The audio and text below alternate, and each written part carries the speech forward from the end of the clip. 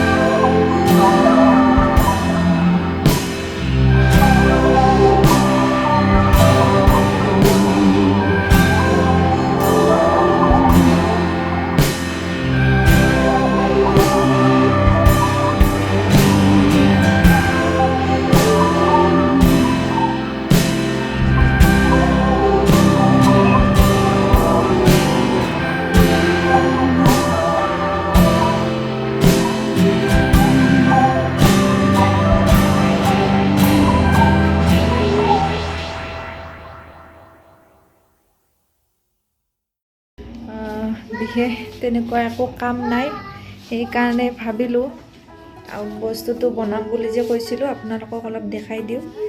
তাতে কি বস্তু লাগিব, এইখিনি বস্তু লাগিব এই সজোৱা বস্তুটো বনাওঁতে। এইখিনি সঁজুলি, এইখিনি ধাগা দেখিছে, এইখিনি মই আগতে অৰ্ডাৰ কৰিছিলোঁ ঘৰত থাকোঁতে, অসমত থাকোঁতে ফ্লিপকাৰ্টৰ পৰা অৰ্ডাৰ কৰিছিলোঁ। বহুত দাম হয় ফ্লিপকাৰ্টত এইবিলাক বস্তু। ইয়াতে যদি লোৱা হয় দিল্লীৰ চাদৰ মাৰ্কেট আছে, তাত বহুত কমত পোৱা যায়, মানে এক মুঠাত 30-35 টকামানকৈ পৰে, কিন্তু মোৰ কিনাতে 70-75 মানকৈ পৰিছিল ফ্লিপকাৰ্টৰ পৰা। আৰু এই পাত খাৰু লৈছোঁ মই, আৰু এইকাৰণে লৈছোঁ যে মোৰ ওচৰত ৰিং নাই, ৰিঙত ৰিং লাগে, 5 ইঞ্চিৰ ৰিং হ'লেও হয়, কিন্তু নাই মোৰ তাত, যিহেতু খাৰুৱে ব্যৱহাৰ কৰিছোঁ। আৰু এইটো লাইটাৰ আৰু এইখন কেঁচি, খুবেই জৰুৰী কাটিবলৈ। ইমানখিনি ধাগা নালাগে বাৰু, মানে যিটো কালাৰ মই এটা কালাৰৰে বনাম। আৰু এইখিনি আছে, দেখাব পাহৰি গৈছিলোঁ, এইখিনি মতি দেখিছে, এইখিনিও মই ফ্লিপকাৰ্টৰ পৰাই অৰ্ডাৰ কৰিছিলোঁ, ব্যৱহাৰ কৰা নাছিলোঁ। ঠিক আছে তেন্তে ভিডিঅ'টো মানে বস্তুটো বনোৱা ষ্টাৰ্ট কৰোঁ। এই দেখিছে এইবিলাক ধাগা মই এনেকৈ কাটি আছোঁ, আৰু প্ৰত্যেক পাত ধাগা এনেকৈ 3 আঙুল সৰু কৰি যাব লাগিব মাপ লৈ। বাকীখিনিৰো চেম একে প্ৰচেছ কাটাখিনি, সেইকাৰণে মই অলপ দেখাম। আৰু এইখিনি দেখিছে মই খাৰু পাতত ধাগাখিনি এনেকৈ খুৱাই ল'লোঁ, কেনেকৈ খুৱাইছোঁ, এইখিনি জেগা খালী আছে মই দেখাই দিছোঁ।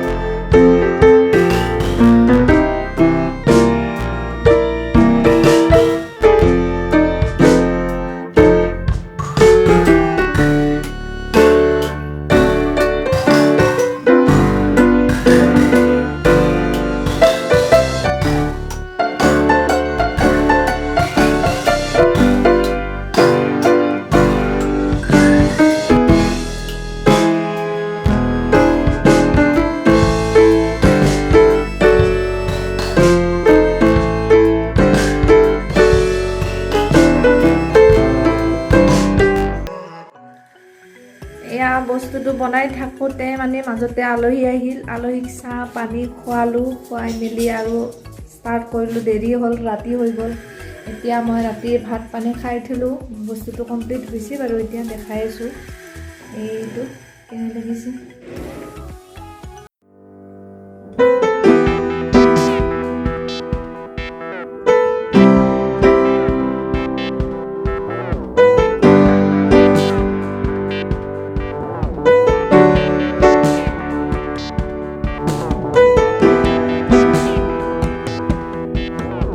বস্তুটো বনাওঁতে মানে একেবাৰে ৰাতি হৈ গ'ল। সেইকাৰণে ভিডিঅ'টো কমপ্লিট কৰিব নোৱাৰিলোঁ আৰু আজি সেইকাৰণে আকৌ ষ্টাৰ্ট কৰিছোঁ। ভাবিছোঁ আজি কমপ্লিট কৰিম বুলি। কালি নোৱাৰিলোঁ এইকাৰণে যে বস্তুটো বনাই থকাৰ মাজতে আলহী আহি গ'ল। আৰু আলহী আহি গ'লেতো জানেই আপোনালোকৰো হয় কিজানি তেনেকুৱা, মানে কাম ষ্টপ কৰি চাহ পানীত লাগি গ'লোঁ। চাহ পানী দি উঠি সিহঁতক খুৱাই বোৱাই তুলি আকৌ কামত লাগি গ'লোঁ। তাৰপিছত কমপ্লিট নহ'ল। আজি আৰু সেইকাৰণে ষ্টাৰ্ট কৰি দিলোঁ। আজি মানে ভাত পানী খাই আজৰি এইখিনি সময়, কোনো নাই ডিষ্টাৰ্ব কৰিবলগীয়া। ৰোহানো শুই গ'ল আৰু হাজবেণ্ডটো নাই, এতিয়া ডিউটিতে আছে, অহা নাই। সেয়ে আজি টপিকটোত আলোচনা কৰিম বুলি ভাবিছোঁ। সেয়েহে আপোনালোকে ভিডিঅ'টো শেষলৈ চাই থাকিব বুলি আশা থাকিল। আহকচোন পেৰেণ্টছসকল, আজি আমি প্ৰথমে নিজেই শিকি লওঁ শিশুসকলক শিকোৱাৰ কিছুমান সঠিক আৰু সহজ পদ্ধতি। যদি আমি নিজেই নাজানো শিশুটিক কেনেকৈ পঢ়াব লাগে বা শিকাব লাগে, কেনেকৈ পঢ়ালে তাৰ উপকাৰ হ'ব, তেনেহ'লে আমি শিশুটিক কি পঢ়াম বা কি শিকাম। সেইকাৰণে শিশুটিক শিকোৱাৰ আগত আমি কিছুমান তাৰ সহজ পদ্ধতি বা উপায় জানি লোৱা ভাল আৰু সেই বিষয়ে আমি অলপ অধ্যয়ন কৰাটো খুবেই জৰুৰী বুলি মই ভাবোঁ। তেন্তে বলকচোন আমি কথাখিনি খৰচি মাৰি আলোচনা কৰোঁ। ক'বচোন, শিশুসকল প্ৰথম স্কুলত যোৱাৰ আগতে মাক দেউতাকৰ পৰা ঘৰত থাকি বহুত কথা শিকে আৰু সেইকাৰণে পিতৃ মাতৃক শিশুসকলৰ প্ৰথম গুৰু আৰু নিজৰ ঘৰখনক শিশুসকলৰ প্ৰথম স্কুল বুলি কয়, হয়নে নহয়? ক'বচোন আপোনালোকে। কিন্তু বৰ্তমান যান্ত্ৰিকতাৰ যুগত এনেকুৱা বহুতো মাক দেউতাক আছে যিয়ে কৰ্মব্যস্ততাৰ কাৰণে নিজৰ ল'ৰা ছোৱালীৰ কাৰণে টাইম উলিয়াব নোৱাৰে আৰু যাৰ ফলস্বৰূপে তেওঁলোকে নিজৰ সন্তানৰ লালন পালন বা পঢ়াৰ ক্ষেত্ৰত ভালদৰে গুৰুত্ব দিব নোৱাৰে। এনে ক্ষেত্ৰত আমি পেৰেণ্টছবিলাকে প্ৰায়ে স্কুল টিচাৰ আৰু টিউশ্যনৰ ওপৰত ডিপেণ্ড হৈ থাকোঁ, হয়নে নহয়? ক'বচোন। আৰু বেছিভাগেই নাজানো যে শিশুসকলক পঢ়োৱাৰ সঠিক পদ্ধতি আৰু সহজ উপায় কি। শিশুসকলে স্কুল আৰু টিউশ্যনত লগৰ সমনীয়াৰ লগত বহুত কিবা কিবি শিকে পঢ়ে হয়, তথাপিও আমি সিহঁতক ঘৰত ভালদৰে গুৰুত্ব দিয়াটো খুবেই জৰুৰী। কিন্তু ইয়াৰ আগতে আমি শিশুসকলক শিকোৱাৰ কিছুমান সহজ পদ্ধতি জানিব লাগিব ন, তেতিয়াহে আমি ল'ৰা ছোৱালীক ভালদৰে হেণ্ডেল কৰিব পাৰিম। যদি আমি এইটো ভাবোঁ যে আমাৰ ল'ৰা বা ছোৱালীটোক এটা ধমকি দিলেই বা মাৰিলেই ফটাফট আহি পঢ়াত লাগি যাব, তেন্তে আমি এইটো একেবাৰে ভুল ভাবিছোঁ। কাৰণ আমাৰ মাৰৰ ভয়তে মজবুৰ হৈ সিহঁতে পঢ়িব হয়, কিন্তু আমি সিহঁতৰ চকুৰ আঁতৰ হ'লে সিহঁতে পঢ়াক বোজা বুলি ভাবি পঢ়িবলৈ এৰি দিব। আমি শিশুসকলক এনেদৰে বুজাব লাগিব যে সিহঁতে যাতে পঢ়াক ভয় বা বোজা বুলি নলয় আৰু খুব এনজয় কৰে। ইয়াৰ কাৰণে আমি পেৰেণ্টছবিলাক অলপ ধৈৰ্যশীল হ'ব লাগিব। সিহঁতে আমাক এটা প্ৰশ্ন বহুতবাৰ সুধিব পাৰে, সেইটো আমি দৃঢ়তাৰে সঠিক উত্তৰ দি সিহঁতক বুজাই ক'ব পাৰিব লাগিব। আৰু লগতে শিশুসকলক শিকোৱাৰ সময়ত আমি কিছুমান বিশেষ কথাত গুৰুত্ব দিব লাগে। শিশুসকলক যদি আমি বয়স অনুপাতে পঢ়ুৱাওঁ তেন্তে সিহঁতে জল্দি ৰিকভাৰ কৰে। শিশুটোৰ বয়স যদি 2 পৰা 4 বছৰৰ ভিতৰত আছে তেন্তে আমি সিহঁতক কিছুমান পিকচাৰ থকা কিতাপ বা এলফাবেট ABCD থকা গান বা কবিতাৰ সহায়ত আমি সিহঁতক শিকাবলৈ চেষ্টা কৰিব লাগে। আৰু ময়ো কৰি আছোঁ। মোৰো 4 বছৰীয়া ল'ৰা এটা আছে, যাৰ কাৰণে মই বিভিন্ন ৱেবছাইট চাৰ্চ কৰি পঢ়ি তাৰ পইণ্টবিলাক টুকি ৰাখিছোঁ, যাতে মোৰ লগতে আপোনালোকেও ইয়াৰ পৰা লাভ উঠাব পাৰে। কেতিয়াবা আমি শিশুসকলক দাবী ধমকি দিবও লাগিব, কিন্তু আমি যদি প্ৰত্যেকটো কথাতে সদায় সিহঁতক দাবী ধমকি দি থাকোঁ বা মাৰোঁ, তেন্তে এইটো কেতিয়াও ভাল কথা নহয়। কাৰণ দাবী ধমকি বা মৰাৰ ভয় যেতিয়া শিশুসকলৰ মনৰ পৰা নোহোৱা হৈ যাব, তেতিয়া সিহঁতে আমাক সন্মান কৰিবলৈ এৰি দিব। জিদ্দি শিশুসকলক আমি মৰমেৰে হেণ্ডেল কৰাটো খুবেই জৰুৰী, নহ'লে সিহঁতে নিজৰ মন মৰ্জি কৰিবলৈ ধৰে। স্কুলৰ পৰা অহাৰ পিছত আমি সিহঁতৰ স্কুল বেগবিলাক সদায় চেক কৰিব লাগে। সিহঁতক যি হোমৱৰ্ক দিছে সেইখিনি আমি ৰেগুলাৰ ঘৰতে কৰোৱাটো নিতান্তই প্ৰয়োজনীয় বুলি মই ভাবোঁ। যদি শিশুটো পঢ়াত কেঁচা বা কমজোৰ, তেতিয়াহ'লে আমি শিশুটোক পাঠ্যক্ৰমৰ বোজা অধিক নিদিয়াকৈ কেনেকৈ আমি সিহঁতক অলপকৈ ডেইলি ৰুটিনত আনিব পাৰোঁ সেইটো চেষ্টা কৰিব লাগে। যদি আপোনাৰ ল'ৰা বা ছোৱালীটোৱে আপোনাক কিবা প্ৰশ্ন সোধে আৰু আপুনি সেই প্ৰশ্নটোক গুৰুত্ব নিদি পিছত কৈ দিম দিয়া বুলি কৈ থৈ দিয়ে, তেতিয়াহ'লে আপোনাৰ শিশুটিয়ে আগলৈ আপোনাৰ ওচৰত কোনো ধৰণৰ প্ৰশ্নৰ উত্তৰ বিচাৰি নাহিবও পাৰে।